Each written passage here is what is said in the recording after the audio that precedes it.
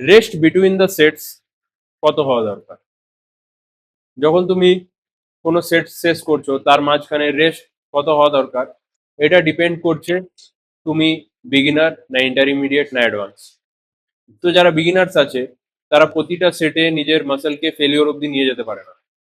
তো সেক্ষেত্রে তাদেরকে আমি রেকমেন্ড করব 30 to 50 সেকেন্ডের রেস্ট বিটুইন দ্য সেটস হওয়া দরকার। আর যারা ইন্টারমিডিয়েট আছে তারা ওইটাকেই কমসে কম 40 সেকেন্ড টু 70 সেকেন্ডের মধ্যে রাখতে পারে রেস্ট বিটুইন দ্য সেট। এবার যারা অ্যাডভান্স ক্যাটাগরির আছে, যখন তারা কম্পাউন্ড মুভমেন্টে হেভি লিফট করবে, তাদেরকে রেস্ট বিটুইন দ্য সেট হওয়া দরকার 1.5 মিনিট থেকে 2 মিনিট। আর যখন আইসোলেশন মুভমেন্ট করবে তখন সেই রেস্ট বিটুইন দ্য সেটস হওয়া দরকার অ্যাপ্রক্স 30 সেকেন্ড টু 60 সেকেন্ড।